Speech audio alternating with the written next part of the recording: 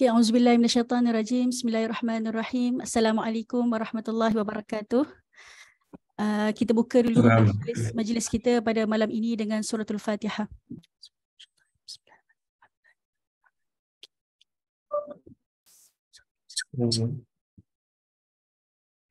Alhamdulillahirabbil alamin wassalatu wassalamu ala asyrafil anbiya'i wal mursalin wa ala alihi wa sahbihi ajma'in. Alhamdulillah, yang kita raikan Prof. Dr. Zaimi Ramli selaku penceramah kita pada malam ini. Apa khabar Prof? Baik, Alhamdulillah. Alhamdulillah. Tadi baru dengar syarahan Prof tadi secara online dekat Quiz tadi. Oh, okey. Alhamdulillah. Dan diraikan juga dan tidak dilupakan juga kepada semua peserta yang sedang menonton di Facebook Live Mutiara Tadabbur. Semua peserta apa khabar? Semua boleh komen dekat ruangan komen. InsyaAllah datang daripada negeri mana ataupun negara mana. Biasanya ada daripada Singapura, Brunei, Masya Allah yang join program Mutiara Tadabbur. Alhamdulillah. Boleh komen di ruangan komen insyaAllah. Ini sebenarnya penampilan sulung lah sebenarnya Prof. Dr. Zaimi di Mutiara Tadabbur. Suratul Fatihah. Penampilan sulung lah Prof. Zaimi di Mutiara Tadabbur. Alhamdulillah, walaupun dengan kesibukan Prof, tapi Prof memberikan masa untuk kami Alhamdulillah pada malam ini. Syukur sangat Alhamdulillah. Jadi semua peserta semua dah ready ke? Kalau semua dah ready mungkin boleh komen di ruangan komen insyaAllah nombor 1 insyaAllah. Kalau dah ready insyaAllah untuk dengar perkongsian Prof. Zaimi pada malam ini. Untuk pengetahuan semua, insyaAllah sebagai pengenalan tentang Prof. Dr. Zaimi, Prof. Dr. Zaimi merupakan rektor di College Universiti Islam Perlis. Saya bangga sebenarnya rektor saya ada dalam bersama-sama dalam majlis kita pada malam ini. Alhamdulillah, saya pun baru bergelar pelajar quiz. Alhamdulillah, baru beberapa hari baru berdaftar. Alhamdulillah, bersama suami. Alhamdulillah.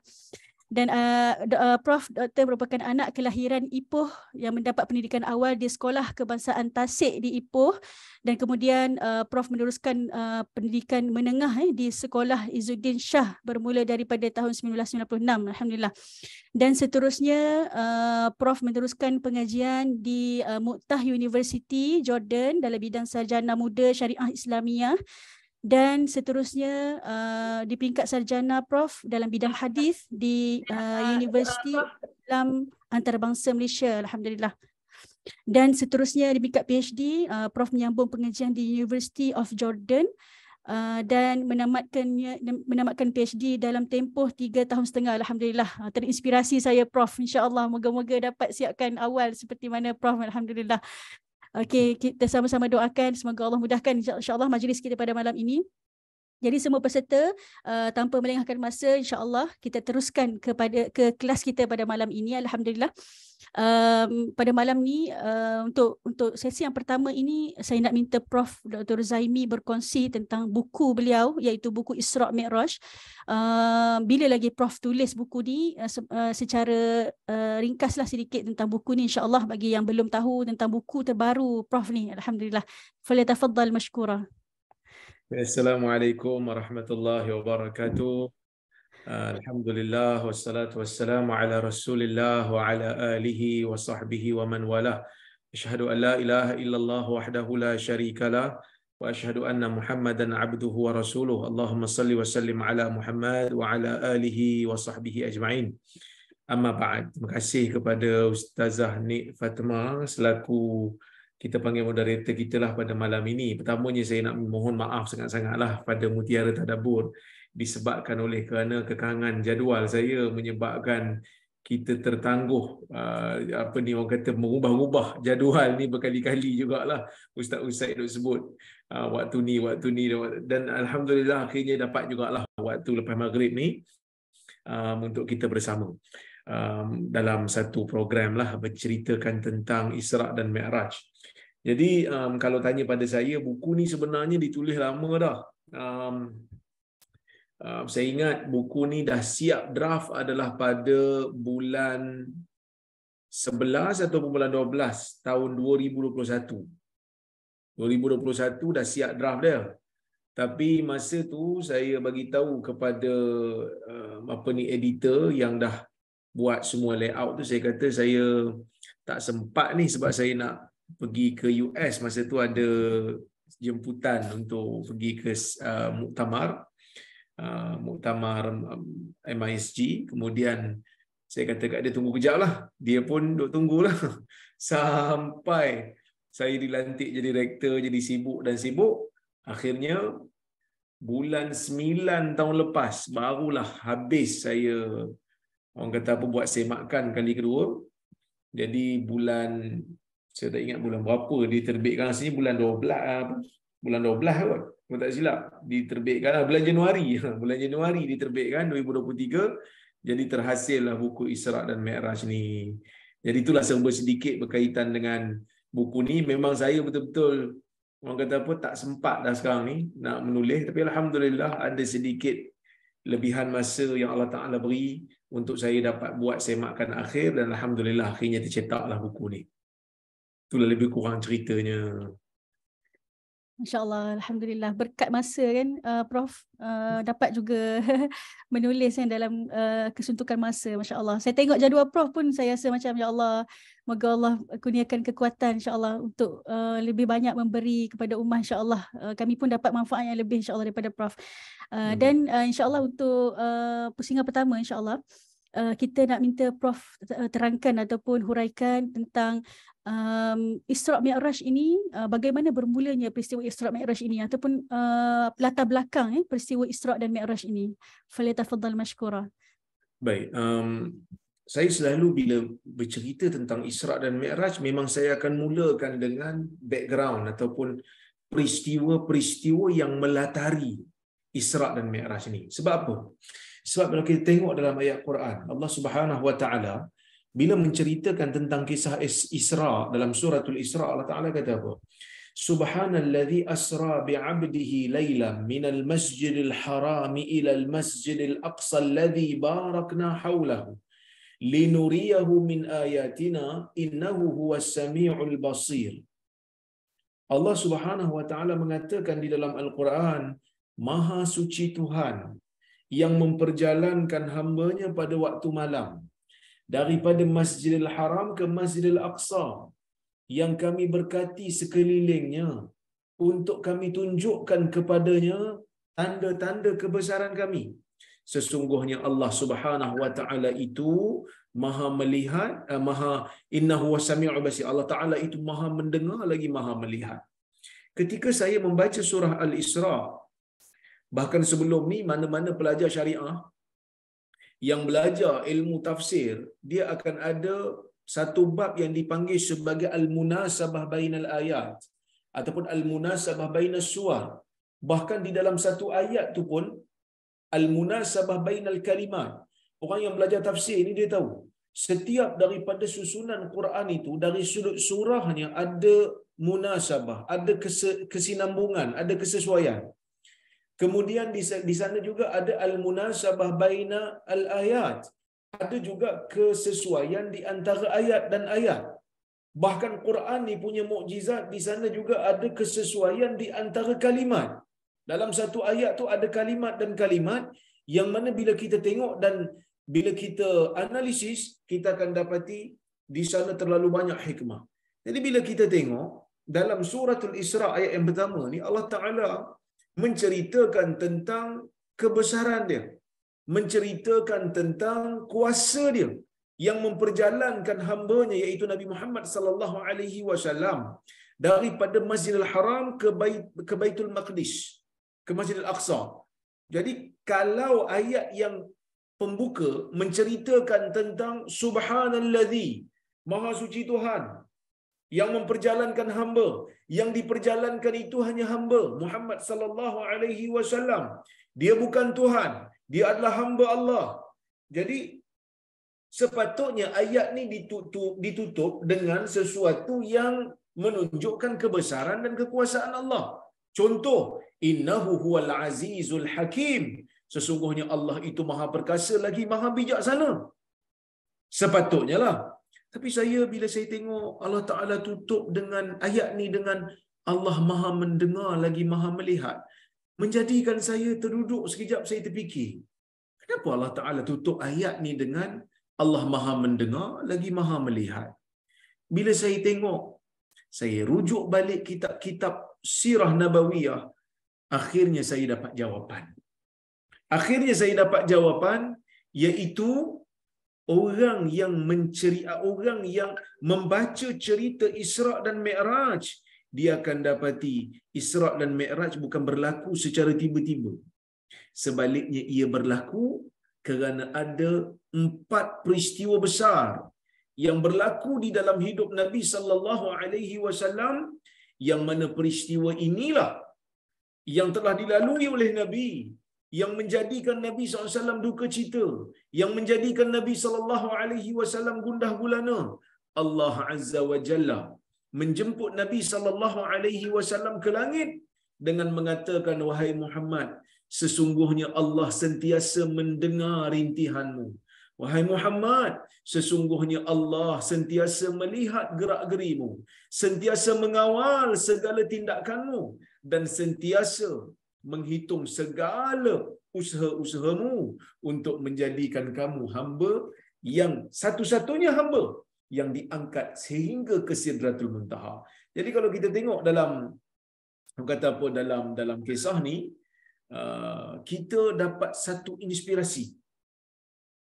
Isra' dan Mi'raj berlaku apabila Allah Azza wa Jalla ingin memujuk Nabi-Nya, ingin memuliakan Nabi-Nya, ingin mengangkat darjat Nabi-Nya setelah Nabi-Nya itu diuji dengan pelbagai ujian. Antara ujiannya adalah yang pertama, ketika mana Isra' dan Mi'raj berlaku, kita akan tengok Nabi sallallahu alaihi wasallam ini diuji dengan ujian Khadijah bintu Khuwailid meninggal dunia.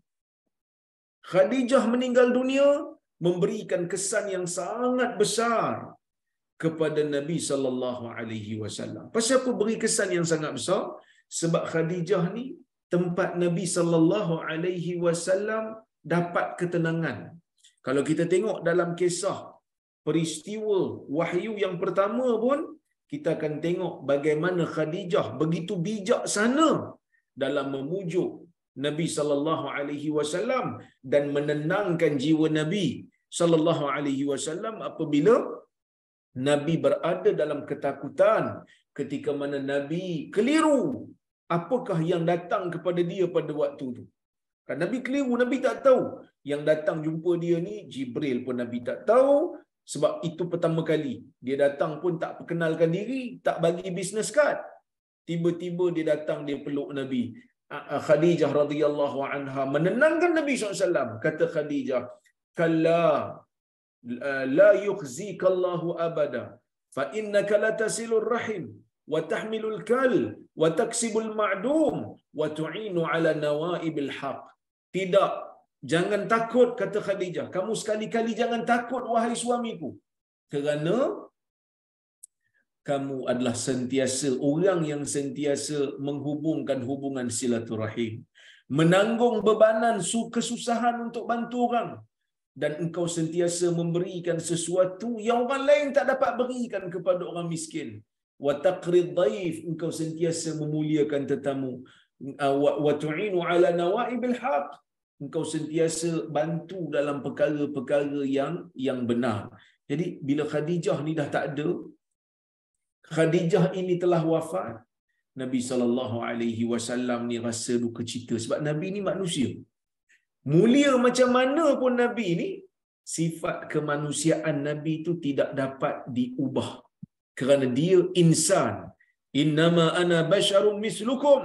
Katakan wahai Muhammad, aku ni bashar, aku ini manusia seperti mana kamu. Jadi kalau manusia ni kecewa dan sedih, Nabi SAW juga sedih bila hilang orang yang dia sayang. Itu yang pertamalah. Yang kedua, bila kita tengok dalam sirah, ada satu lagi peristiwa yang menjadikan Nabi SAW duka cita. Apa dia? Abu Talib meninggal dunia. Abu Talib pak saudara Nabi SAW. Bila Nabi kehilangan ibunya Aminah, maka Nabi dipelihara oleh datuknya Abdul Muttalib. Abdul Muttalib pun meninggal dunia. Akhirnya Nabi SAW dipelihara oleh seorang bapa saudaranya yang bernama Abu Talib. Jadi Abu Talib ni, hadirin mukminin yang dirahmati oleh Allah Subhanahu wa taala sekalian, ialah pak saudara yang paling sayang kat dia, dan dia pun sayang kat pak saudara dia. Walaupun pak saudara dia ni bukanlah bapa kandung.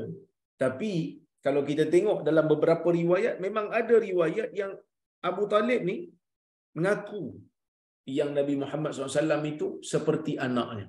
Sayang sungguh dia dekat Nabi Muhammad sallallahu alaihi wasallam.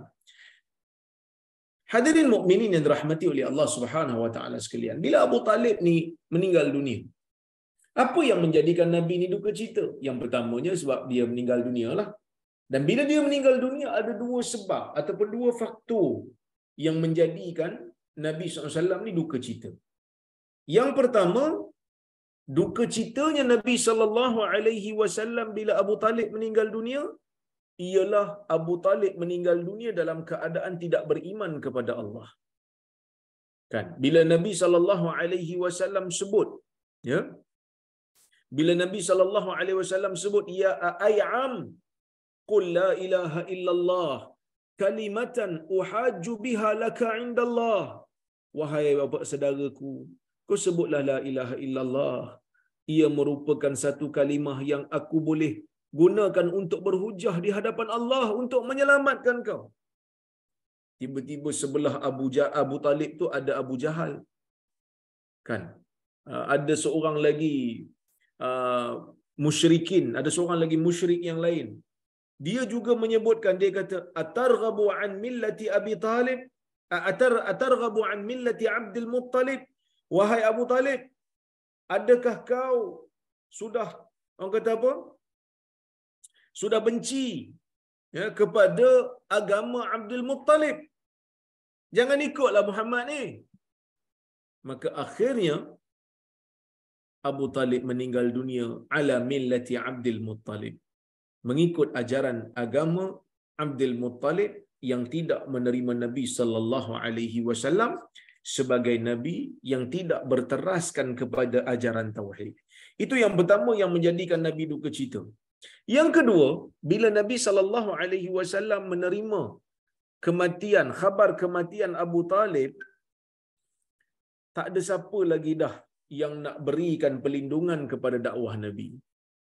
Sebab Abu Talib pada ketika itu adalah orang yang berkuasa di Mekah. Dia beri perlindungan dekat Nabi SAW. Tak ada siapa berani kacau Nabi. Kalau kacau pun kacau sikit-sikit je. Tak adalah kacau, orang kata apa, teruk-teruk sangat.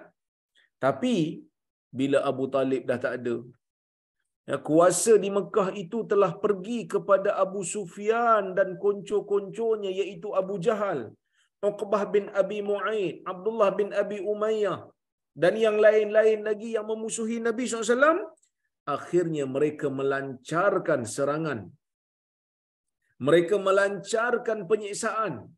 Inilah yang berlaku peristiwa yang ketiga, iaitulah al-iza, iaitulah penyerangan ataupun kita kata tekanan kepada orang Islam. Tekanan yang dilakukan ada dua kategori. Yang pertama, penyiksaan yang berlaku ke atas orang Islam ialah penyiksaan dari sudut fizikal. Mereka mula menyeksa orang Islam. Seksa orang Islam, Khabbab kena seksa. Khabbab ni kisah dia sedih. Ya, yang mana bila dia ni kena seksa dengan bekas tuan dia, sebab dia hamba, dia bekas hamba. Jadi dia disuruh untuk baring di atas besi yang panas, sehingga Khabbab kata tidak ada yang memadamkan api tersebut melainkan lemak aku yang cair di belakang badan aku. Itulah kisah Khabbab.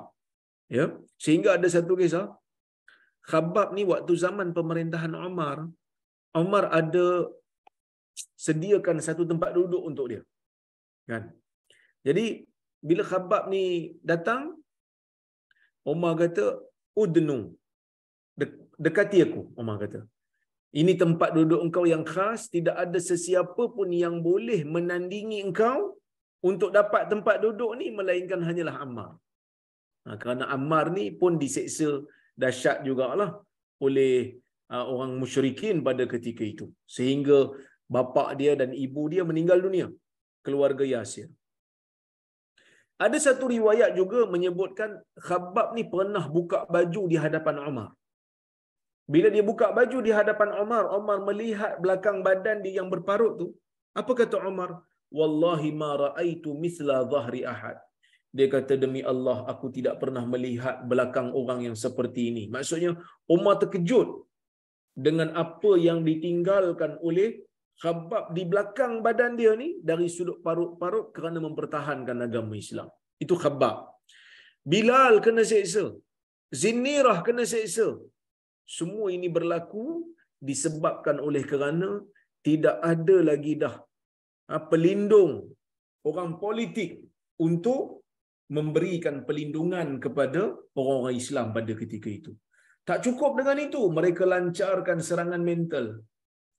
Apa yang mereka buat? Mereka berikan gelaran yang pelbagai kepada orang Islam.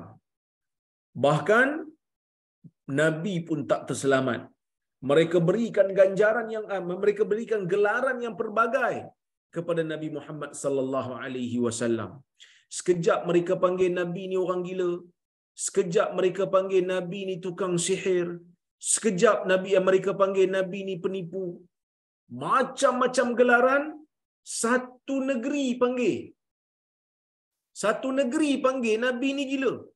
Siapa-siapa yang berurusan dengan Nabi, mereka akan bagi tahu, hati-hati, Muhammad tu tukang sihir. Jangan dengar cakap dia. Nanti kamu akan terpesona. Maka ramailah orang tak nak dengar cakap Nabi Muhammad sallallahu alaihi wasallam. Itu yang ketiga. Dan yang keempat, yang terakhir, yang menjadi latar kepada peristiwa Isra dan Mi'raj ini ialah al-hisar al-iqtisadi, iaitu pemulauan secara ekonomi yang dilakukan oleh puak-puak Quraisy. Mereka buat perjanjian ramai-ramai. Mereka buat perjanjian ramai-ramai.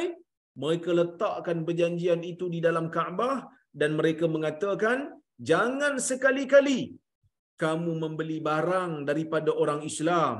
Jangan sekali-kali kamu menjual barang kepada orang Islam. Jangan berurus niaga apa pun dengan mereka. Bukan hanya sekadar itu. Abu Lahab pada ketika itu. Abu Lahab pada ketika itu siap buat pengumuman lagi. Dia kata apa? Ya ma'syarat tujjar, ghalu ala ashabi Muhammad hatta la yudriku ma'akum syai'a. Faqad alimtum walaqad alimtum mali wa wafa'i dhimmati fa ana dhamin alla khasara alaikum. Kata Abu Lahab, wahai sekalian peniaga-peniaga, ghalu ala ashabi Muhammad, tolong jual mahal kepada sahabat-sahabat Muhammad. Kamu tahu sahabat-sahabat Muhammad ni siapa dia? Kamu kenal sahabat-sahabat Muhammad ni siapa dia? Jadi tolong jual mahal pada mereka. Tolong jual mahal hatta la yudriku ma'akum, supaya mereka ni tak boleh kejar kamu, tak boleh beli barang kamu. Kamu tahu, faqad alimtum mali wa wafa'i dhimmati. Kamu tahu aku ni kekayaan aku macam mana, aku penuhi janji macam mana, aku bertanggungjawab. Aku jamin pada kamu, kamu tidak akan rugi selama-lamanya. Sebab itu pemulauan yang berlaku ni, sekatan ni, dia berlaku selama 3 tahun. Dalam peristiwa ni, punya teruk, orang-orang Islam terseksa, ternafi hak, sangat-sangat dahsyat penderitaan, sehingga kata Ibn Sa'ad dalam kitab dia At-Tabaqatul Kubra, orang Islam pada masa tu terpaksa makan daun-daun kayu dan kulit-kulit kayu. Bahkan kalau kita tengok dalam kitab sirah, Sa'ad bin Abi Waqqas pernah satu ketika dia keluar waktu, orang kata apa, waktu malam, dia nak pergi kencing. Dia pun keluar, dia pergi buang air. Tiba-tiba dia dengar, masa dia buang air tu, dia dengar bunyi macam bunyi air kencing dia tu jatuh pada benda yang keras. Ya. Jadi dia pun macam tengok pelik ni. Apa ni? Dia pun cari-cari bawah air kencing dia tu. Dia tengok ada kulit unta yang kering. Kulit unta yang kering, dia pun ambil kulit unta tu, dia pergi basuh. Lalu dia bila dah basuh, dah bersih, dia hancurkan kulit yang kering tu, dia campur dengan air dan dia minum. Dia kata, dapatlah aku tahan selama 3 hari, kenyanglah sikit makan kulit unta yang kering. Dahsyat pengorbanan yang dilakukan oleh para sahabat, sehingga pada waktu ni ada seorang orang besar Quraisy, nama dia Hakim bin Hizam. Yang mana Hakim bin Hizam ni akhirnya masuk Islam, cuma waktu ni dia belum lagi. Dia kesian. Dia tengok orang-orang Islam ni nak beli barang orang tak mau jual, nak jual barang orang tak mau beli, makanan pun tak ada, terpaksa berlapar. Orang tua-tua mungkinlah boleh tahan, budak-budak ni yang ada anak kecil dan sebagainya, mereka dipulaukan, dinafikan hak. Dia pun tak tahan, dia pergi beli barang makan, dia letak di atas unta dia, dia bawa berdekatan dengan perkampungan Bani Hashim tu, dia tepuk unta dia supaya berjalan bersendirian sehingga masuk ke perkampungan orang Islam yang lapar tu. Dan benda ni berlarutan sampailah ada seorang pemimpin besar juga daripada kalangan orang Quraisy pada ketika itu yang bernama Mut'im bin Adi. Yang mana Mut'im bin Adi pada ketika itu, ya, akhirnya Mut'im bin Adi ni pun bagi tahu kepada orang Quraisy, apa yang kamu lakukan ini merupakan satu kezaliman. Yang kamu buat ni adalah satu kezaliman yang mana kamu kena berhentikan segera apa yang berlaku. Dan akhirnya sekatan ekonomi ini pun berakhir. Waktu inilah Allah Subhanahu Wa Taala jemput Nabi SAW, tapi ada, kita panggil kematian Khadijah, kematian Abu Talib, penyiksaan dan pemulauan ekonomi yang terakhir sekali. Ini yang paling besar sekali yang berlaku dalam hidup Nabi SAW, yang menjadikan Nabi duka cita sungguh, ialah apabila Nabi pergi ke Taif. Bila Abu Talib dah meninggal, Khadijah dah meninggal, pemulauan ekonomi, penyiksaan fizikal berlaku. Yang keempat, Nabi pergi ke Taif nak mencari ruang supaya dakwah Islam ini lebih dominan, mendapat kuasa. Apa yang berlaku? Apa yang berlaku ialah ketika itu Nabi bertemu dengan Abdu Yalil bin Abdi Kulal, seorang pemimpin Taif. Kisah ni diceritakan oleh Al-Imam Al-Bukhari di dalam sahihnya. Satu ketika Aisyah radhiyallahu anha bertanya Nabi sallallahu alaihi wasallam. Apa kata Aisyah? Ya Rasulullah, hal laqita yawman ashadda min yaumi Uhud? Ya Rasulullah, pernah tak kamu lalui satu hari yang mana penderitaannya lebih dahsyat daripada hari Uhud? Maka kata Nabi SAW, laqad laqitu min qaumiki ma laqit, wa kana ashaddu ma laqitu yawmal aqabah. Sesungguhnya aku telah bertemu dengan, kita panggil apa, aku telah bertemu dengan kaummu wahai Aisyah, aku telah berpengalaman dengan kaummu wahai Aisyah, dan perkara yang paling dahsyat yang aku terima, ya, perkara yang paling dahsyat yang aku terima ialah ketika mana aku bertemu dengan hari Aqabah. Bila mana hari Aqabah ni berlaku, Nabi sallallahu alaihi wasallam betul-betul berada dalam keadaan duka cita. Kata Nabi sallallahu alaihi wasallam, hina aradtu nafsi ala Abdi Yalil bin Abdi Kulal. Ketika itu aku menawarkan diriku kepada seorang pemimpin Taif yang bernama Abd Yalil bin Abdi Kulal, ibn Abdi Yalil bin Abdi Kulal. Falam yujibni ila ma arad. Dia kata, tapi dia tak terima apa yang aku tawarkan kat dia. Bahkan dalam riwayat sirah, dia arahkan orang-orang, budak-budak baling batu dekat Nabi sallallahu alaihi wasallam. Baling batu dekat Zaid. Baling batu kat Nabi sebab Zaid tahan, Zaid pun kena sekali, ya. Maka Nabi SAW kata, fantalaqtu wa ana mahmumun ala wajhi. aku pun beredar dalam keadaan mahmum, dalam keadaan duka cita yang teramat sangat. Kan? Falam astafiq illa biqarnil as-sa'alib, dan aku tak sedar ke mana langkahku membawa diriku sehinggalah aku sampai di satu kawasan yang namanya Qarnus Sa'alib. Kan? Masa tu aku angkat kepalaku, farafa'tu basari, aku angkat kepalaku, fa idza ana bi sahabatin qad adallatni. Aku tengok ada awan yang memayungi aku. Aku tengok ada awan. Fa nazartu fiha fa idza huwa Jibril. Aku tengok dalam awan tu, ada Jibril dalam awan ni. Ada Jibril. Fanadani, Jibril pun panggil aku, wa qala ya Muhammad. Dia mengatakan kepada aku, wahai Muhammad, inna rabbaka qad sami'a qawla qaumika laka wa ma raddu alaik. Muhammad, sesungguhnya Allah Azza wa Jalla tahu apa yang berlaku. Allah Ta'ala tahu apa yang disebutkan oleh kaum kau terhadap engkau, apa tindakan mereka terhadap engkau. Allah Ta'ala dengar dan Allah Ta'ala tahu. Allah Ta'ala dengar dan Allah Ta'ala tahu. Dan dia hantar pada engkau, walaqad ba'atha ilaika malakal jibal lita'murahu bima syi'ta fihim. Dia hantar kepada kamu malaikat yang jaga bukit untuk engkau arahkan apa saja yang kau kendaki. Wa nadani malakul jibal wa sallama alai. Malaikat jaga bukit pun panggil aku, kata Nabi. Dia sebut pada aku, Muhammad, Allah hantar aku kepada engkau. In syit utbiq alaihim al-akhshabain. Kalau kau nak, wahai Muhammad, aku ambil bukit Akhshabain yang mengelilingi kota Mekah ni, aku hempak ke atas mereka. Apa kata Nabi? Bal arju ay yakhruja min aslabihim may ya'budullah wa la yusyriku bihi syai'a. Bahkan aku mengharapkan agar keluar daripada keturunan mereka ini mereka yang menyembah Allah semata-mata dan tidak syirik dengannya walaupun sekali, walaupun dengan sesuatu apa pun. Jadi bila kita tengok kisah ni, akhirnya kita dapat tahu sebenarnya Isra' dan Mi'raj merupakan satu cara Allah Azza wa Jalla nak pujuk Nabi dia balik.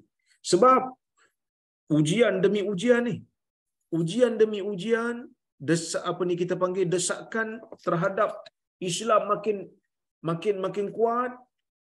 Orang yang kuat lawan Islam makin bertambah kuat. Orang yang memberi perlindungan kepada dakwah Islam pun dah tak ada. Cari ruang di Mekah 13 tahun tak jumpa jalan. Pergi ke Taif pun tak jumpa ruang. Akhirnya Nabi SAW berdoa kepada Allah dengan satu doa yang sangat menyedihkan. Nabi berdoa kepada Allah, Nabi mengadu pada Allah, Allahumma ilaika ashku dha'fa quwwati wa qillata hilati wa hawani 'ala an-nas ya arhamar rahimin. Anta rabbul mustad'afina wa anta rabbi. Ila man takiluni ila ba'idin yatajahamuni au ila aduwin malaktahu amri. Ya Allah, aku mengadu kepadamu tentang lemahnya kekuatanku.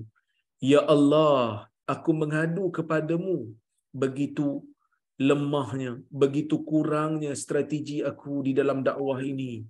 Ya Arhamar Rahimin, wahai Tuhan yang paling penyayang di kalangan yang penyayang. Ila man takiluni, wahai Tuhan, kau nak serahkan aku pada siapa? Ila ba'idin yatajahamuni, adakah kau nak serahkan aku kepada musuh yang sentiasa tidak mesra dengan aku?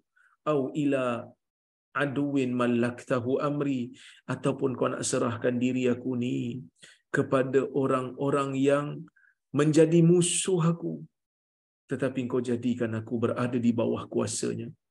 Jadi doa Nabi ni menjadikan kita akhirnya terfikir begitu kuat tekanan yang Nabi terima, begitu dahsyat tekanan yang Nabi terima, akhirnya Allah sahut doa Nabi sallallahu alaihi wasallam.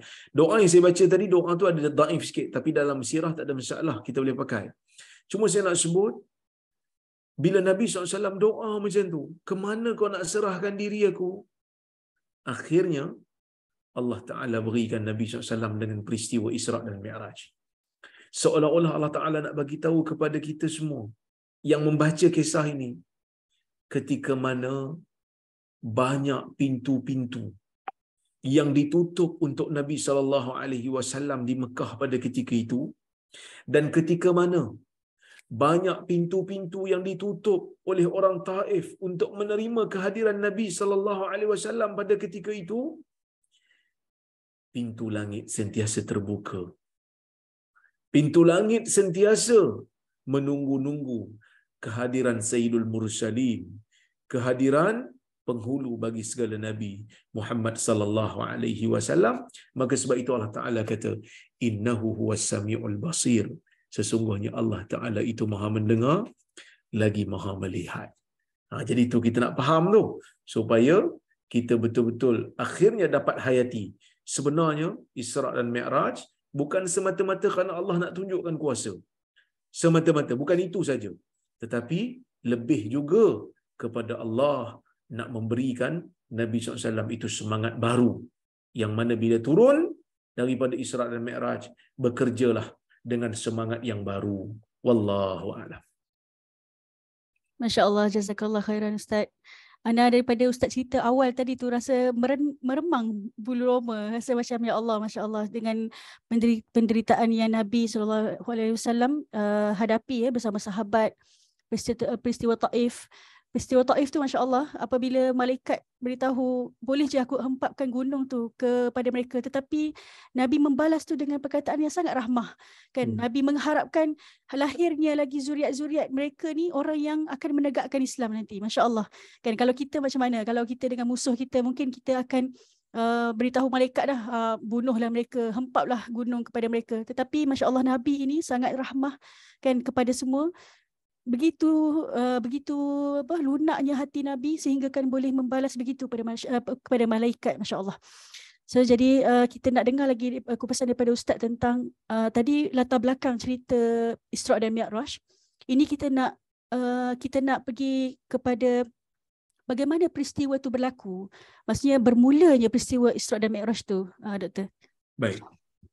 Bila kita sebenarnya memang bila saya baca kisah Isra' dan Mi'raj ni pun sebenarnya saya memang rasa Masya Allah, ini merupakan satu contoh peristiwa seorang manusia yang Allah Ta'ala berikan tugas, dalam masa yang sama Allah berikan dengan pelbagai ujian.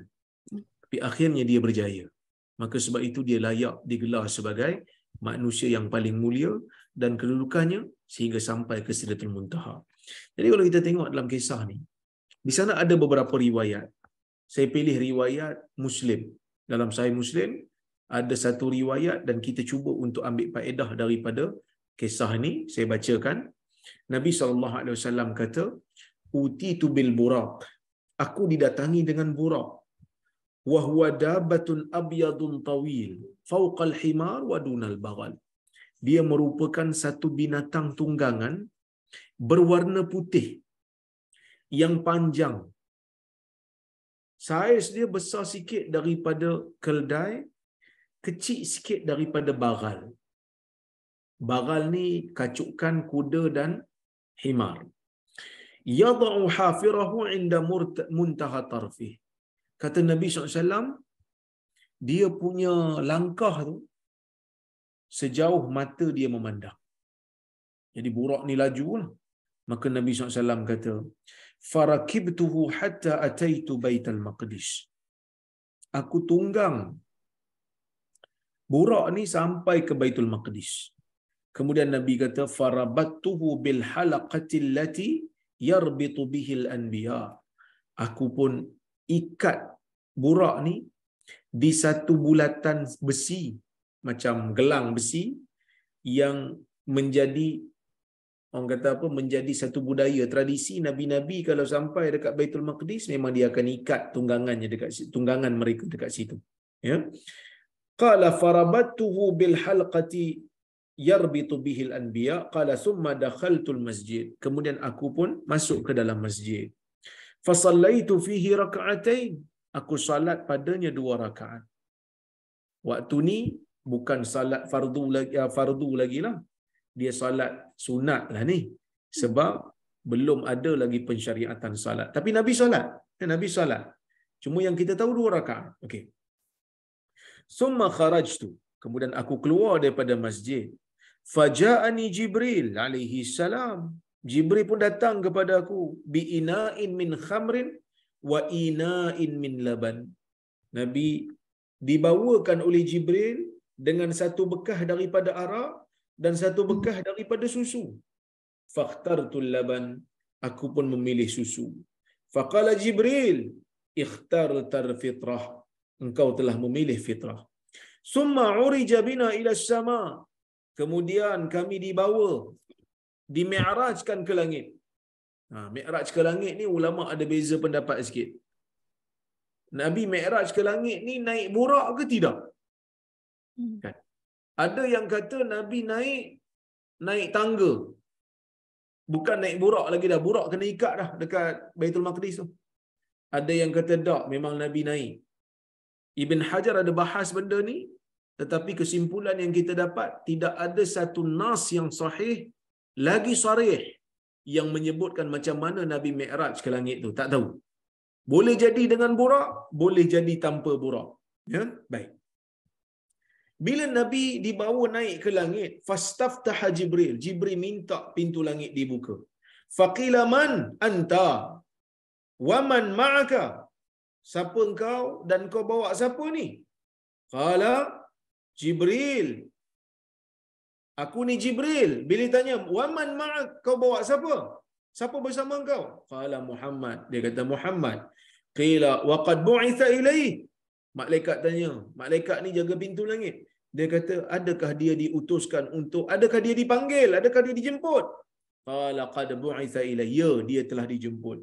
Fafutiha lana. Kemudian dibukalah pintu langit untuk kami. Fa idza ana bi Adam. Tiba-tiba aku bertemu dengan Adam. Farahaba bi. Adam pun ucap selamat datang. Wa da'a li bi khair. Dan Adam pun doakan kebaikan untukku. Summa urija bina ila as-sama'i saniyah. Kemudian kami pun dimi'rajkan ke langit yang kedua. Naik langit kedua. Fastaftaha Jibril alaihi salam. Jibril pun minta dibuka pintu langit yang kedua. Faqila man anta? Engkau siapa? Qala Jibril. Dia kata aku Jibril. Qala wa man ma'ak? Siapa yang ikut engkau ni? Dia kata Muhammad. Qila wa qad bu'itha ilayhi. Adakah dia dijemput? Katanya dia. Betul dia dijemput. Fafutiha lana. Dibukalah langit yang kedua untuk kami. Fa idza ana bibnail khalah Isa bin Maryam wa Yahya bin Zakaria. Tiba-tiba aku jumpa dengan dua nabi dekat sini. Isa anak Maryam dan juga Yahya bin Zakaria salawatullahi alaihima. Farahaba wa da'a li bi khair. Mereka ucap selamat datang pada aku dan mereka berdoa kepada aku dengan kebaikan. Kemudian aku naik langit yang ketiga. Jibril minta izin untuk dibuka. Malaikat yang jaga pintu langit ketiga tanya, engkau siapa? Dia kata Jibril. Siapa dengan kau? Muhammad. Dia dijemput? Ya, dia dijemput. Maka dibuka. Bila dibuka kata Nabi, fa idza ana bi Yusuf sallallahu alaihi wasallam. Tiba-tiba aku jumpa dengan Yusuf. Idza huwa qad u'tiya syatral husni. Tiba-tiba aku tengok, ya, Yusuf ni diberikan separuh daripada kecantikan. Separuh daripada kecantikan tu ada kat Yusuf, kata Nabi. Farahaba wa da'ali bi khair. Dia pun ucapkan selamat datang dan didoakan aku dengan kebaikan. Kemudian Nabi kami pergi ke langit yang keempat. Ditanya kepada kami, engkau siapa? Aku Jibril. Siapa yang kau bawa? Muhammad. Soalan yang sama. Dia dijemput? Ya, dia dijemput. Tiba-tiba aku jumpa Nabi Idris. Dia ucap selamat datang dan didoakan kepada aku dengan kebaikan. Kemudian naik ke langit kelima. Sama juga soalan dia. Engkau siapa? Dia kata Jibril. Siapa dengan kau ni? Muhammad. Dia dijemput? Ya, dia dijemput. Naik. Bila naik aku berjumpa dengan Harun, kata Nabi. Fa idza ana bi Harun. Farahaba wa da'ali bi khair. Dia ucapkan selamat datang kepadaku dan dia berdoa kebaikan untukku. Summa urija bina ila as-sama'i sadisah. Kemudian aku dibawa ke langit ke-6. Sama juga soalannya. Siapa engkau? Jibril. Siapa dengan kau? Muhammad. Dia dijemput? Ya, dia dijemput. tiba-tiba kami diberi naik. Fa idza ana bi Musa, tiba-tiba aku bertemu dengan Musa. Farahaba wa da'ali bi khair, dia ucap selamat datang, doakan aku dengan kebaikan, sehinggalah aku tengok langit yang ketujuh. Jibril minta izin seperti yang sebelum ini. Tiba-tiba kata Nabi, fa futiha lana, pintu langit ketujuh dibuka.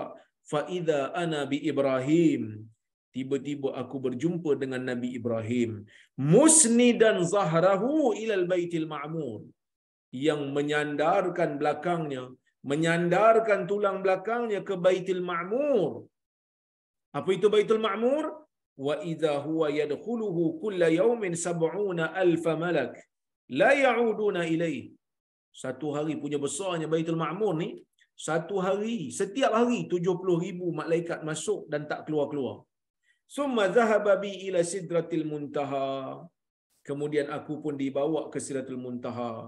Wa idza waraquha ka'adhanil fiyalah. Aku tengok dalam Sidratul Muntaha tu ada daun-daun. Daun dia besar macam telinga gajah. Wa idza samaruha qalqilal. Dia punya buah-buahan kat sana macam labu. Qala falamma ghashiyaha min amrillah ma ghasya taghayyarat. Kemudian bila datang saja perintah daripada Allah, berubah tempat tu. Maksudnya tempat tu dia bukan statik, dia berubah-ubah. Fama ahadun min khalqillah yastati ayyan ataha min husniha. Tak ada siapa pun daripada kalangan makhluk Allah ni yang boleh mensifatkan bagaimana cantiknya Sidratul Muntaha. Fa auha Allahu ilayya ma auha. Kemudian Allah mewahyukan kepada aku apa yang dia inginkan. Fa farada alayya 50 salah fi kulli yaumin wa lailah. Allah Taala memfardukan ke atas aku salat 50 waktu sehari semalam. Nabi SAW bila dapat je perintah ni, Nabi tak cakap banyak. Nabi turun. Fanazaltu ila Musa, aku turun pergi jumpa Musa. Faqala ma farada rabbuka ala ummati. Musa pun tanya, Muhammad, apa yang Tuhan kau fardukan ke atas umat kau? Qultu 50 salah. Aku kata pada Musa 50 waktu. Qala irji' ila rabbik fas'alhu takhfif. Kau pergi balik. Kau pergi balik jumpa Tuhan kau. Minta dia kurang, minta dia diskaun. Nabi Musa suruh Nabi kita minta. Fa inna ummataka la yutiquna dhalik. Umat kau takkan mampu buat benda ni. Kalau 50, umat kau takkan mampu. Memang betul lah pun. Sebab sehari kita ni 24 jam. Jadi kalau 50 waktu, kita kena solat at least 1 jam 2 kali. 1 jam 2 kali, itu pun jadi 48. Belum jadi 50 lagi. Kan? Cuma kena ada 1 jam tu kena ada 4 kali. Baru jadi 50 waktu. Sebab itu Musa kata, kau pergi balik, jumpa Tuhan kau balik. Kau minta diskaun. Kau minta pengurangan. Kerana umat kau takkan mampu. Fa inni qad balautu bani Israel wa khabartuhum. Kerana aku dah uji dah Bani Israel. Dan aku dah ada pengalaman dengan mereka. Mereka pun susah. Kaum kau lagi lah tak mampu. Nabi Muhammad pun kata, faraja'tu ila rabbi. Aku kembali kepada Tuhanku. Faqultu ya Rabb, khaffif ala ummati. Wahai Tuhan, berilah sedikit keringanan kepada umatku. Fahatta anni khamsan. Tuhan pun terima, Tuhan turun 5. Faraja'tu ila Musa. Aku kembali jumpa Musa balik. Faqultu hatta anni khamsan. Tuhan bagi diskaun 5. Jadi daripada 50 jadi 45. Jadilah 45. Nabi kata, faraja'tu ila Musa. Aku pun jumpa Musa. Musa kata, inna ummatak la yutiquna dhalik. Umat kau tak mampu. Farji' ila rabbika fas'alhu takhfif. Kau pergi jumpa Tuhan kau balik, kau minta diskaun lagi. Qala falam azal arji' baina yaday rabbi tabaraka wa ta'ala wa baina Musa alaihi salam. Aku pun Nabi ni bila disuruh oleh Musa patah balik. Nabi kata bila patah balik dapat turun 5. Patah balik dapat turun 5. Patah balik dapat turun 5. Kata Nabi, maka Allah Ta'ala kata akhirnya, ya Muhammad, innahunna khamsu salawatin kulla yawmin wa lailah. Likulli salatin ashrun. Muhammad, akhirnya aku bagi engkau 5 waktu lah. 5 waktu aku bagi engkau, tapi dari sudut pahala, setiap daripada salat ni 10 pahala. Jadi kalau buat 5, dapat 50. Fadhalika khamsuna salat, itulah 50 salat. Wa man hamma bihasanatin, sesiapa yang niat nak buat benda baik, falam ya'malha, tapi dia tak buat, kutibat lahu hasanah, akan ditulis baginya 1 pahala. Fa in amilaha, kalau dia buat, kutibat lahu 10, akan ditulis 10 pahala. Wa man hamma bisayyi'atin falam ya'malha lam tuktab syai'a, siapa yang niat nak buat benda jahat tapi dia tak buat, tak ditulis apa-apa pun untuk dia. Fa in amilaha kutibat sayyi'atan wahidah, kalaulah dia buat, dia amalkan kejahatan itu, akan ditulis 1 dosa je untuk dia. Fa nazaltu hatta tahaitu ila Musa, aku pun turun pada Nabi Musa, kata Nabi, fa akhbartuhu, aku pun bagi tahu kat Musa, qala irji' ila rabbik fas'alhu taghfir. Musa kata kat aku, pergi jumpa Tuhan balik, minta kurang lagi.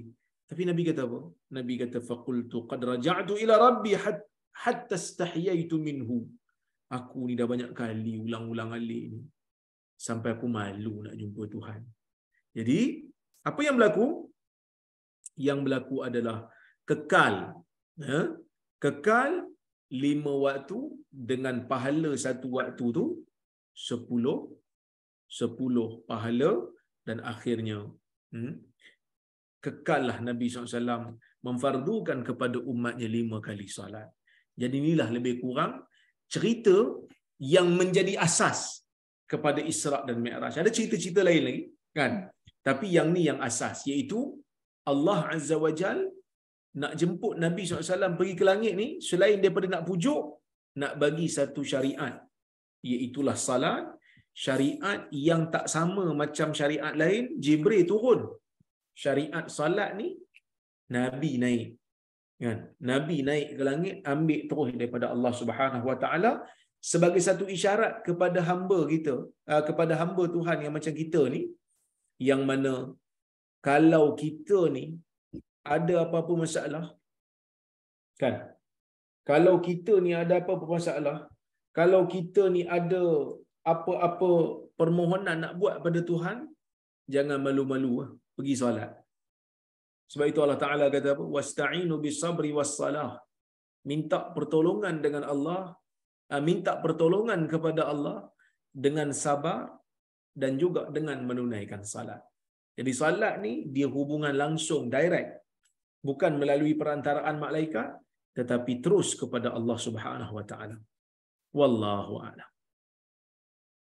Masya-Allah, jazakallah khairan Prof untuk kupasan tadi tentang peristiwa Isra' dan Mi'raj, bagaimana Nabi di-Mi'rajkan, di-Isra'kan kan.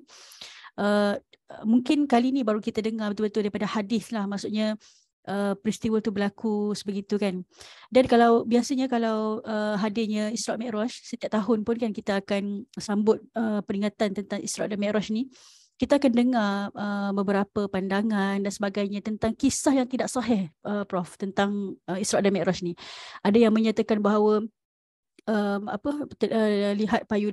lihat wanita yang menggantung payudaranya kan, menggantung rambutnya dan sebagainya kan. Jadi malam ni kita nak minta Prof jelaskan kepada kita kisah-kisah yang sahih ataupun yang tidak sahih tentang peristiwa Isra' dan Mi'raj ni. Apa yang Nabi nampak sewaktu di Isra' Mi'rajkan kan. Falyatafaddal mashkura. Okey. Baik, ini soalan yang bagi saya menarik jugalah. Yang mana biasanya orang tanya. Dia kata, apa kisah yang sahih dan apa kisah yang tak sahih. Yang tadi tu saya bagi sahih lah kan. Yang saya bagi tadi sahih. Tapi di sana ada juga riwayat-riwayat sahih yang lain yang Nabi SAW diberikan oleh Allah dengan penglihatan, Nabi tengok peristiwa-peristiwa yang ajaib. Yang macam Nabi tu diberikan satu visual supaya Nabi dapat tengok. Antara yang sahih yang Nabi dapat tengok pada malam Isra' dan Mi'raj itu ialah Nabi SAW cerita pada malam tu Nabi melihat golongan yang potong bibir dan lidah mereka dengan gunting daripada neraka. Ini ada disebut dalam riwayat Abu Dawud yang Nabi SAW mengatakan ataitu ala sama'id dunya lailata usriya bi faraitu fiha rijalan tuqta'u alsinatuhum wa shifahuhum bimaqarid min nar faqultu ya Jibril ma haula qala haula khutaba'u ummatik. Yang bermaksud, dia kata saya mendatangi langit dunia pada malam saya diisrakan, tiba-tiba saya melihat ada beberapa orang lelaki yang lidahnya dipotong, bibirnya dipotong dengan gunting daripada neraka. Maka maka Nabi SAW bertanya kepada Jibril, siapa mereka itu? Kan? Siapa mereka itu wahai Jibril? Maka Nabi SAW mengatakan, ya, itulah penceramah-penceramah umatmu. Ini merupakan satu tamparan hebatlah untuk saya juga. Yang mana saya pun kuat ceramah juga. Sebagai satu peringatan, ya, dalam riwayat yang lain, dalam riwayat Ahmad disebutkan haula khutaba'u min ummatik ya'muruna an-nasa bil birri wa yansawna anfusahum wa hum yatluna al-kitab afala ya'qilun. Golongan yang berceramah, ajak orang buat benda baik, tapi dia lupa diri dia. Dia lupa diri dia untuk buat benda baik juga. Itu kisah yang pertama. Kisah yang kedua yang sahih ialah Nabi SAW nampak kaum yang cakar muka dan dada mereka dengan kuku daripada tembaga. Ini juga sahih dalam riwayat Abu Dawud. Iaitu riwayat Nabi SAW kata, lamma urija bi marartu biqaumin lahum asfarun min nuhas yakhmishuna ataupun yakhmushuna wujuhahum wa sudurahum faqultu man haula ya Jibril qala haula alladhina ya'kuluna luhuman nas wa yaqa'una fi a'radihim. Nabi kata ketika mana aku dimi'rajkan, aku lalu satu kaum yang mereka ada kuku daripada tembaga. Mereka mencala-cala, mencakar-cakar muka mereka dan dada mereka. Sehingga aku tanya, siapa mereka itu? Maka Jibril mengatakan, itulah orang-orang yang makan daging manusia lain. Iaitu orang yang suka mengumpat orang lain. Itu di antara kisah yang sahih. Okey. Kemudian, di sana, ya, ada juga riwayat yang tidak sahih yang diriwayatkan daripada kisah Isra' dan Mi'raj ni. Antara kisah yang tidak sahih ialah kisah Nabi SAW mendengar bacaan tasyahud. Ini biasa kita dengar masa kita kecil-kecil dulu. Kononnya bacaan tasyahud ni Nabi dapat masa peristiwa Isra' dan Mi'raj. Sebenarnya tak betul. Dia kata bila Nabi sampai je kat Sidratul Muntaha tu, Nabi terus baca at-tahiyatul mubarakatus salawatut tayyibatu lillah. Sebenarnya ini adalah kisah yang tidak ada asalnya. Walaupun disebut oleh pengarang kitab Ar-Rawdul Unuf karya Al-Imam As-Suhaili, tetapi kisah ini dinukilkan tanpa sanad. Maka ia tidak ada asalnya. Okey? Baik. Itu kisah yang pertama yang tak sahih. Yang kedua, dikatakan pada malam itu Nabi SAW dikejar oleh jin ifrit.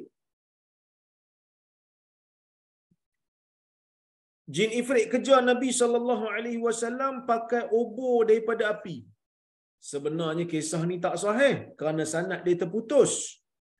Yang betul-betulnya, ya, peristiwa dikejar oleh ifrit ni bukan pada malam Isra' dan Mi'raj, tapi pada malam lain. Itu yang sahih.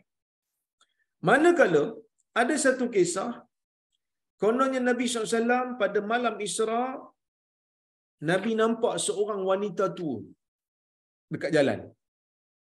Nabi kata, siapa tu Jibril? Jibril kata, yang itulah dunia.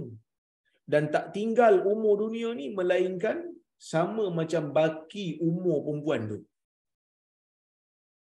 Kisah ini diceritakan ataupun diriwayatkan oleh Al-Baihaqi dalam Dalailun Nubuwah. Dia kata, wasara Rasulullah SAW fa idza huwa bi'ajuzin ala janibit tariq. Nabi pun jalan dengan Jibril, tiba-tiba Nabi ternampak satu orang tua di tepi jalan, perempuan. Maka Nabi tanya pada Jibril, "Fama hadhihi ya Jibril?" Ini siapa pula ni Jibril? Kata Jibril, "Sir ya Muhammad." Fasara ma syaa Allah ay yasir. Dia pun Nabi pun jalan. Maka barulah Jibril bagi tahu, "Ammal ajuzul lati ra'aita ala janibi tariq falam yabqa min ad-dunya illa ma baqiya min umri tilkal ajuz." Perempuan tua yang kau nampak tadi tu ialah dunia. Tak tinggal baki daripada umur dunia ni melainkan sama macam baki umur perempuan tu. Ya, itu yang ketiga, kedua. Yang ketiga, kisah ya Nabi SAW dibawa ke Masjid Kufah.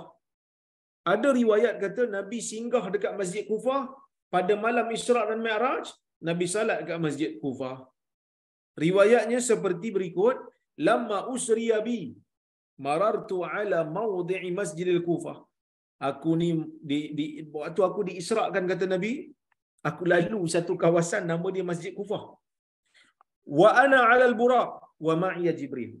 Aku masa tu naik buraq, bersama aku ada Jibril. Faqala ya Muhammad, Jibril kata pada aku, "Hai Muhammad, inzil fasalli fi hadzal makan." Turun, solat di tempat ni. Maka aku pun turun dan aku salat. Maka aku kata, "Ya Jibril, ayyu syai'in hadzal mawdi'?" Jibril, ni tempat apa ni? Faqala ya Muhammad, "Hadhihi Kufan wa hadha masjiduha." Ni adalah Kufah. Ni Kufah dan ni masjidnya. Hadis ni palsu. Ya, kenapa palsu? Kufah dibuka di zaman Umar. Zaman Umar baru ada bandar Kufah. Zaman Nabi mana ada? Masjid pun tak ada. Bandar pun tak ada. Macam mana nak ada masjid? Jadi pemalsu hadis ni fail subjek sejarah. Okey. Kemudian Nabi SAW turun dan salat di Baitul Laham.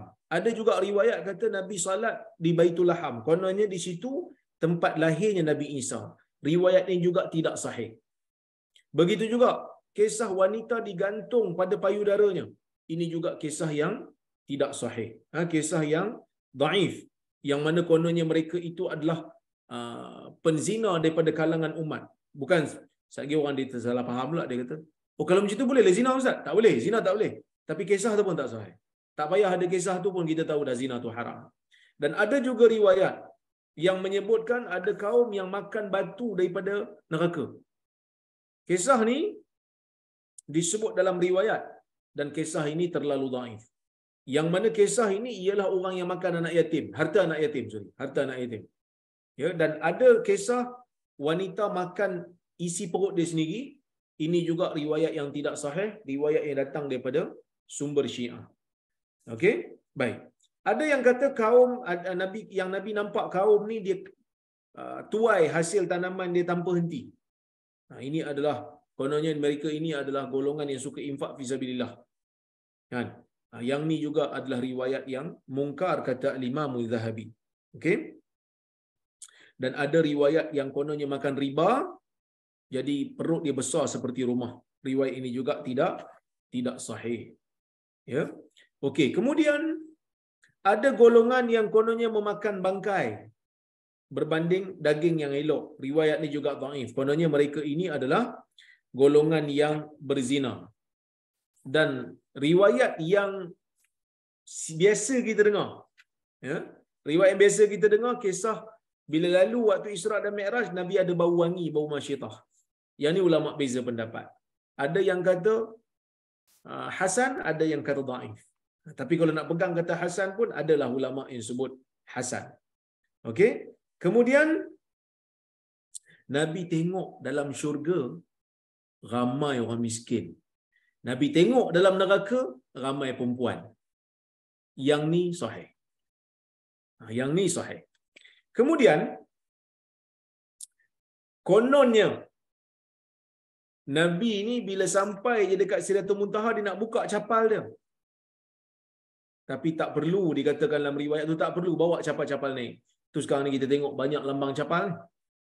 Kan? Lambang capal kat sana, lambang capal kat sini. Sebahagian daripada mereka dakwa, Nabi naik ke Sidratul Muntaha, Tuhan tak suruh buka pun capal. sebenarnya kisah ini adalah kisah yang palsu seperti mana yang disebutkan di dalam kitab Al-Athar Marfu'ah karya Al-Imam Al-Laknawi.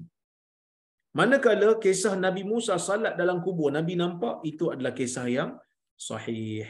Nabi nampak malaikat Malik yang menjaga neraka pada malam Isra' dan Mi'raj, itu juga adalah riwayat yang sahih. Manakala kisah batu yang nak ikut Nabi tu ditahan oleh Jibril, tergantung batu tu, kesian batu tu tergantung. Kisah ni juga adalah kisah yang palsu. Dan ada kisah panjang yang wanita digantung dengan rambutnya, digantung dengan rambutnya, macam-macam orang kata apa, azab yang kena pada dia. Ini juga kisah yang palsu yang tidak sahih daripada Nabi SAW. Itulah lebih kurang cerita yang sahih dan yang tidak sahih yang boleh saya kongsikan bersama dengan penonton-penonton semua. Wallahu a'lam. Jazakallah khairan Prof untuk perkongsian tadi tentang kisah-kisah sahih dengan tidak sahih. Moga-moga lepas ni kita lebih berhati-hati kalau kita dengar, contoh kita pergi masjid, kita ada dengar asatizah yang menyebut kisah-kisah ini kan. Mungkin kita boleh tegur di belakang mereka lah. Mungkin boleh datangkan hadis yang betul dan sebagainya, tunjuk kepada mereka kan. Mungkin kadang-kadang mungkin tak perasan ataupun tersilap dalam menilai hadis dan sebagainya kan. Jadi kita kena lebih berhati-hatilah selepas ini tentang hadis-hadis yang palsu yang tersebar dalam masyarakat kita kan, insya-Allah. Okey, sebab Ustaz pun ada kelas lain kan Ustaz lepas ni dalam 9 suku ya Ustaz. Jadi saya rasa rasanya soalan yang terakhir lah untuk Ustaz. Kita dah tahu tadi tentang kisah Isra' dan Mi'raj, latar belakang, kisah sahih dan tak sahih, macam mana Nabi di Isra' Mi'rajkan, dan kita dapat pensyariatan solat kan semasa Isra' dan Mi'raj.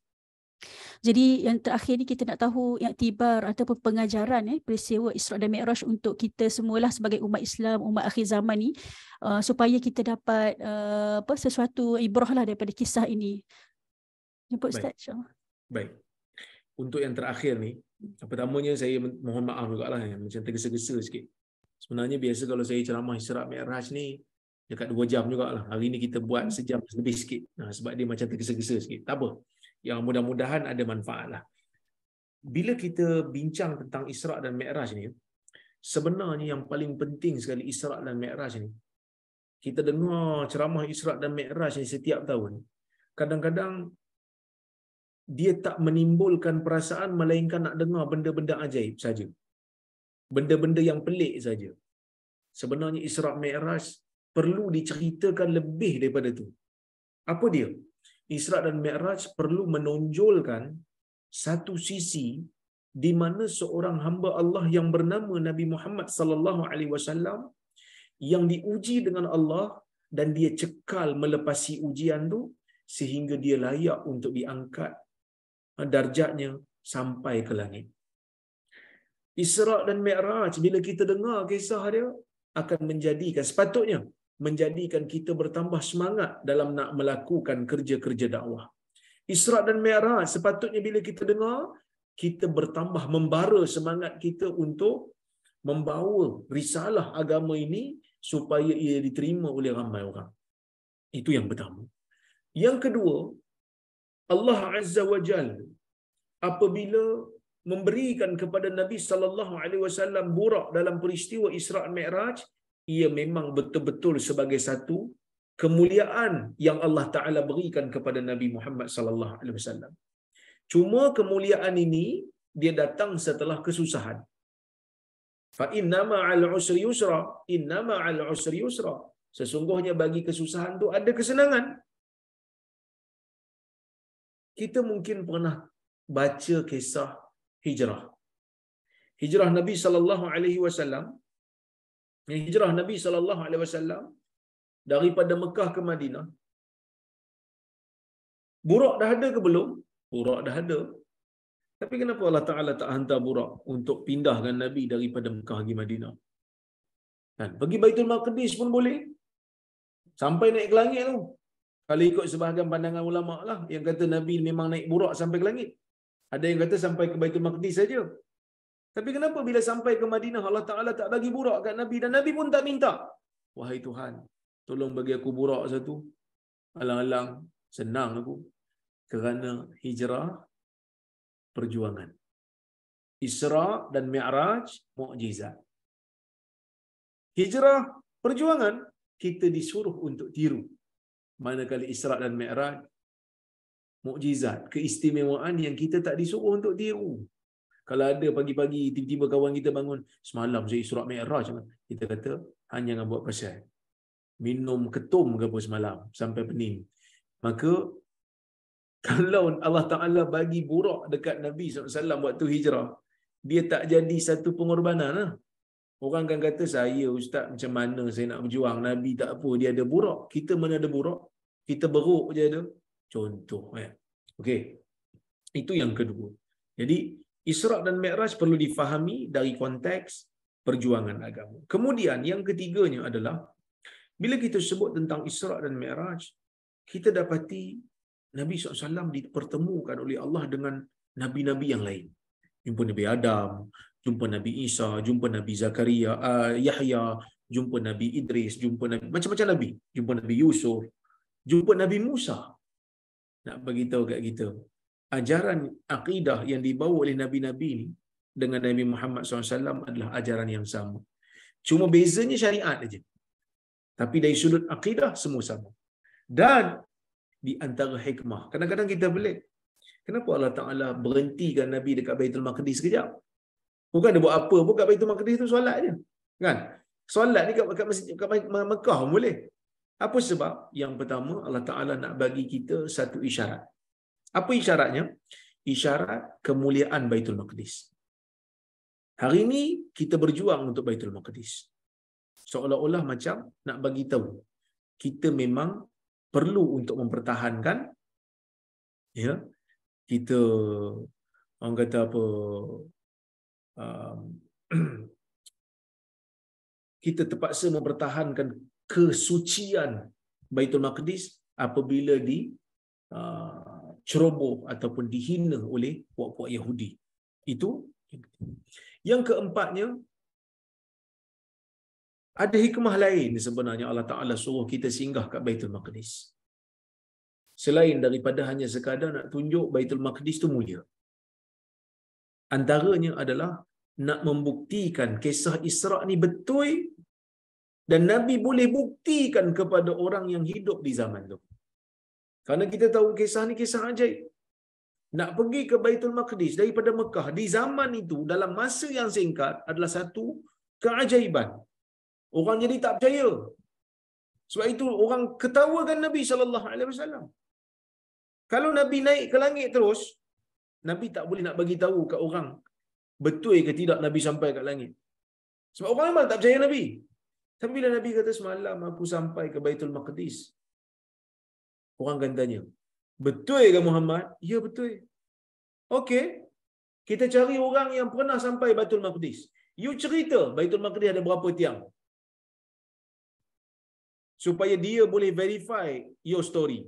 So Nabi SAW cerita, Nabi SAW cerita, Allah Ta'ala gambarkan kepada Nabi Baitul Maqdis di depan matanya. Nabi cerita tiang-tiangnya ada berapa dan sebagainya. Akhirnya, orang yang kata, yang pernah pergi ke Baitul Maqdis kata, betul lah, memang itulah bangunan Masjid Aqsa. Dia menjadi satu bukti. Orang boleh verify cerita Nabi. Sebab mereka pernah pergi ke Baitul Maqdis.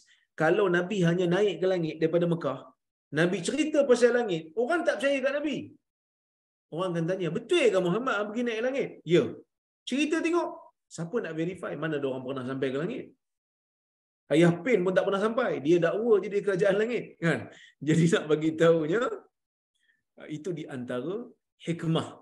Hikmah Allah Subhanahu Wa Taala singgahkan Nabi SAW dekat apa ni, Baitul Maqdis. Okey, sebelum naik ke langit.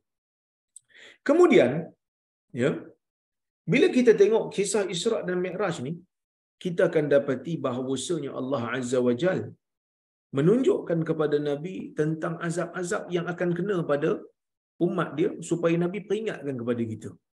Yang mana nak bagi kita peringatan. Manusia ni kadang-kadang memang kena bagi berita yang menakutkan sikit baru nak jadi baik. Kalau tak memang payah, kan? Memang payah. Jadi sebab itu diberi nampak begini dan begitu, diberi nampak potong lidah dengan gunting neraka. Ini semua nak bagi kita ni rasa insaf dan takut, supaya kita sedar diri kita bahawasanya kita ni adalah hamba. Dan Allah Ta'ala mulakan kisah Isra' dan Mi'raj dalam Quran dengan Subhanalladzi, Maha suci Allah yang memperjalankan hamba-Nya. Maksudnya yang berkuasa itu bukan Nabi Muhammad sallallahu alaihi wasallam. Sayang macam mana pun kita dekat Nabi Muhammad, jangan sekali-kali angkat martabat Nabi ni lebih daripada martabat kenabiannya. Nabi Muhammad sallallahu alaihi wasallam adalah nabi, betul. Nabi penghulu segala rasul, betul. Tapi adakah nabi itu berkuasa mutlak? Tidak. Nabi SAW adalah hamba. Asra bi 'abdih, memperjalankan hamba-Nya. Yang berkuasa hanyalah Allah. Jangan angkat nabi itu lebih daripada martabat kenabian. Puji nabi okey, sayang nabi okey, tapi melampau dengan Nabi SAW tidak pernah disuruh. Inilah yang disebut oleh Nabi SAW, la tutruni kama atratin nasara Isa bin Maryam. Jangan kamu lebih-lebih melampau dalam memujiku seperti mana Nasara puji lebih-lebih Isa anak Maryam. Fa innama ana Abdullahi wa rasuli. Sesungguhnya aku adalah hamba Allah dan Rasulnya. Wallahu a'lam. Alhamdulillah. Tadi Prof ada sebut tentang azab-azab kan yang yang Nabi diperlihatkan pada malam Isra' dan Mi'raj tu. Ada yang tanya juga soalan ni, ditanya adakah Nabi tengok tu sesuatu yang in future ataupun memang dah ada manusia yang sedang disiksa waktu tu? Nabi tengok in future. Okey, faham. Nabi tengok digambarkan semula. Sebab tu Nabi kata, aku tengok neraka, aku tengok ramai orang perempuan. Tak ada lagi orang perempuan dalam neraka ramai-ramai tu. Kan? Cuma digambarkan kepada Nabi SAW. Seperti mana Allah Ta'ala gambarkan kepada kita dalam Quran kisah-kisah yang bakal berlaku di dalam neraka nanti. Na'udzubillah min zalik. Bismillah. Okey, satu lagi yang ditanya tadi di live Facebook tadi, ada yang tanya semasa Nabi dapat persyaratan solat tu, Nabi bertemu dengan Allah secara langsung ke? Maksudnya Nabi memang melihat zat Allah tu sendiri ke macam mana? Baik, yang ni ada perbezaan pandangan dalam kalangan ulama. Sebahagian sahabat mengatakan betul Nabi tengok.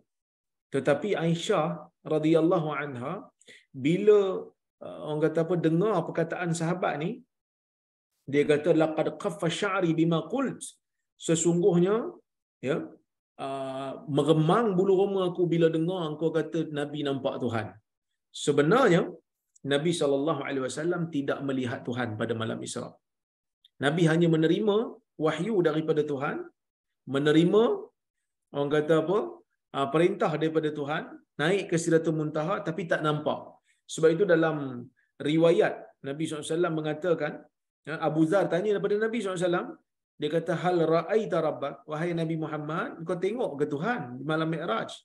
Kata Nabi, nur anna urah, aku melihat cahaya. Macam mana aku nak tengok Tuhan? Cahaya yang menutupi zat Allah Subhanahu wa taala. Kerana menjadi satu sunnatullah, kita hanya boleh melihat Allah di hari akhirat. Allah Taala tidak boleh dilihat di dalam dunia. Walaupun di sana ada ayat Quran dalam suratul Najm, Allah Taala berfirman, walaqad ra'ahu nazlatan ukhra 'inda sidratil muntaha, sesungguhnya Nabi melihatnya sekali lagi di sisi Sidratul Muntaha, yang tu bukannya Allah Azza wa Jal, sebaliknya yang tu adalah Nabi melihat Jibril sekali lagi. Setelah Nabi melihat Jibril kali pertama dekat Mekah sewaktu turunnya surah Al-Muddathir. Wallahu a'lam. Okay, Masya Allah, penjelasan yang sangat jelas malam ni daripada Prof. Dr. Zaimi tentang Isra' Mi'raj. Semua peserta okey ke? Semua faham ke pada malam ini? Harapnya semua jelas. Alhamdulillah dengan kupasan Prof, dengan masa yang suntuk berbaki beberapa minit lagi, insyaAllah kita akan berhenti. Jazakallah khairan. Ada satu lagi tu Ustaz Azazah. Ada satu lagi tanya. Oh, ada satu lagi tanya. Okey. Puan Fatimah Muhammad, soalan untuk Prof. Boleh Prof komen apa tentang hadis ramai wanita di dalam neraka? Apa sebabnya? InsyaAllah soalan terakhir insyaAllah untuk Prof. Susah hati orang perempuan bila dengar hadis ni. Hadis ni sahih sebenarnya. Nabi SAW bila sebut orang perempuan banyak dalam neraka, sahabat pun tanya. Sahabat kata pasal apa? Kan? Maka Nabi kata yuksirnal la'an.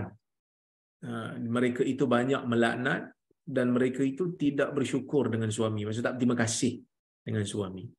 Tapi kita kena tahu satu benda. Bila Nabi kata, aku tengok ramai perempuan dalam neraka, kita kena azam dalam semangat kita, kita tak mau jadi yang ramai tu. Kita nak jadi yang sikit tu. Kan? Sebab kadang-kadang ada orang ni dia pasrah. Macam mana Ustaz dah kata perempuan memang masuk neraka ramai, jadi saya ramaikanlah perempuan dalam neraka tu, jangan macam itulah. Ya, itu pertama.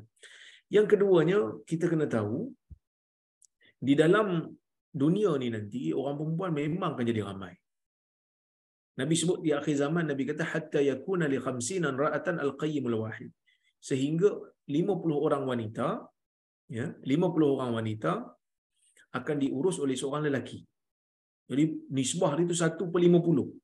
Jadi bila nisbah tu terlalu ramai perempuan berbanding lelaki, jadi kalau perempuan ramai dalam neraka, tak semestinya perempuan sikit dalam syurga. Sebab dia memang ramai. Jadi sebab itu jangan susah hati, kita laksanakan tugas kita sebagai Muslim, sebagai mukminah, kerana di sana ada kisah-kisah yang Allah Ta'ala cerita dalam Quran daripada golongan wanita yang Allah Ta'ala sediakan syurga untuk dia. Khadijah, Asiyah, Maryam, ini semua wanita-wanita yang menjadi contoh kepada kita, kepada inilah, kepada perempuan semua, untuk menjadikan diri perempuan semua termasuk dalam golongan mukminat yang salihat, insya-Allah. Itulah lebih kurang cerita saya boleh sampaikan. InsyaAllah. Jazakallah khairan Prof. Kami mohon maaf kepada semua peserta. Kita tak boleh nak buka banyak Q&A untuk malam ni. Tapi insyaAllah buku yang Prof Rozaimi yang terkini ni, yang tentang Isra Mi'raj ni, insyaAllah ada Q&A dekat belakang kan.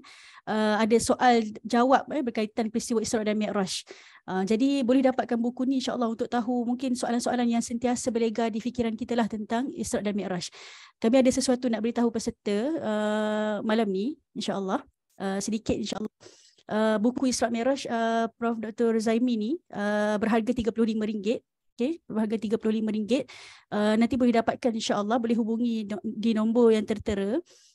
Semasa menyebarkan link ni pun saya ada meletakkan juga link buku untuk semua para peserta dapatkan insyaAllah.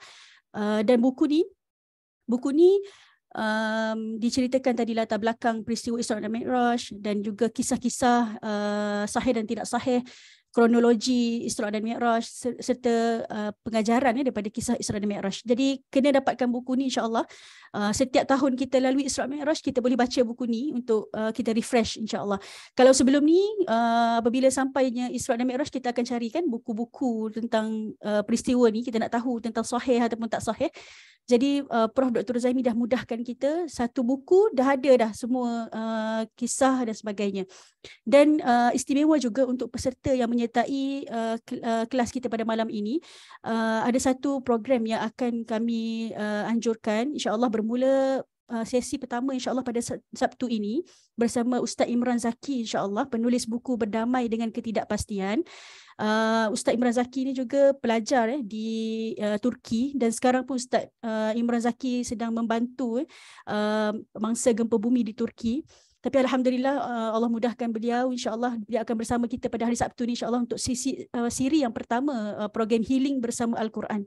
Jadi Ustaz Imran Zaki akan mengupas tentang bagaimana Al-Quran mewajahkan emosi, bagaimana Al-Quran ini mendatangkan kisah-kisah yang contoh kisah Nabi tentang Nabi Yaqub yang pernah bersedih dan sebagainya, dan kisah-kisah tentang emosi yang ada dalam Al-Quran, emosi bahagia, gembira dan sebagainya. Dan ada penampilan istimewa oleh Cik Fatin Nabila yang akan menceritakan pengalaman beliau sendiri mengalami major anxiety, bagaimana dia bangkit semula bersama Al-Quran. Jadi program Healing Bersama Al-Quran insya-Allah untuk kita sama-sama sebelum kita hadapi Ramadan nanti insya-Allah. Biasanya healing ni, biasa perkataan healing ni dah viral kan Ustaz, healing kat sungai, healing dengan makan dan sebagainya, minum kopi ke apa kan. Jadi kita nak healing bersama Al-Quran insya-Allah, 2 sesi bersama Ustaz Imran Zaki insya-Allah. Dan insya-Allah pada bulan Ramadan ini ada My Tadabbur Time edisi Ramadan insya-Allah secara percuma saja di page Facebook Mutiara Tadabbur. Poster belum keluar lagi, insya-Allah kami sedang susun lagi penceramah-penceramah insya-Allah yang akan mengisi My Tadabbur Time semasa Ramadan nanti insya-Allah. dan jemput semua untuk follow Mutiara Tadabbur insya-Allah di Facebook page, ada di Instagram, di TikTok dan sebagainya insya-Allah. Jadi itu saja untuk malam ni sebelum kita akhiri insya-Allah. Jadi saya mohon maaf kepada Prof. Dr. Zaimi atas kekurangan sepanjang majlis ni dan kepada semua peserta juga jazakumullah khairan. Untuk buku tadi yang saya sebutkan dengan program yang ada, mungkin para peserta boleh tengok link dekat Facebook page Mutiara Tadabbur. Kami ada dah pin link di situ. Jika ada yang berminat nak mendaftar dan mendapatkan buku insya-Allah, boleh terus dapatkan di link tersebut insya-Allah. Jadi saya bagi masa dalam 2 minit insya-Allah untuk Prof simpulkan pada malam ini ataupun Prof berikan kita take home message yang ringkas insya-Allah sebelum kita akhiri. Falyatafaddal mashkura.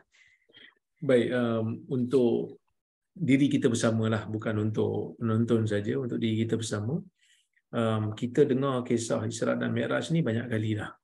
Kita dengar, mungkin ada versi yang berbeza, mungkin ada penceramah yang berbeza, tapi tinggal satu soalan yang kita nak tanya untuk diri kita, iaitu ketika mana Allah Subhanahu Wa Taala berikan kita dengan umur yang ada ini, sejauh mana kita telah berusaha untuk menjadikan agama kita itu dimartabatkan semula.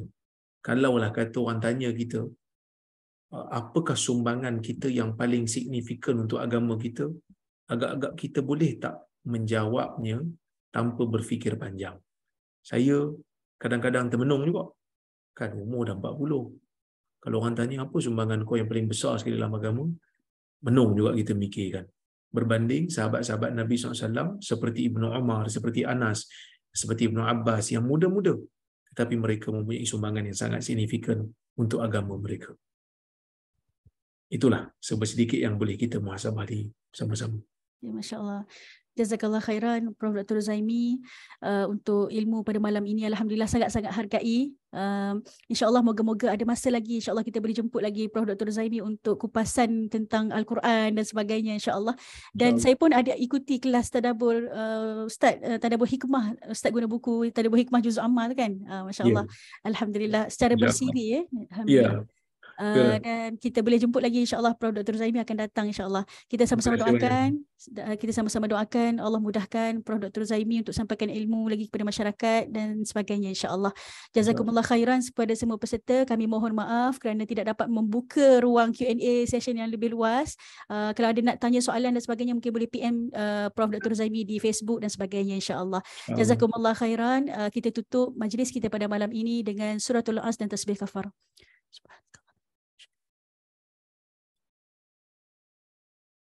Jazakallah khairan. Assalamualaikum warahmatullahi wabarakatuh. Waalaikumsalam. Terima kasih banyak Mutiara Tadabbur. Terima kasih banyak Ustazah. Sama-sama. Salam. Assalamualaikum.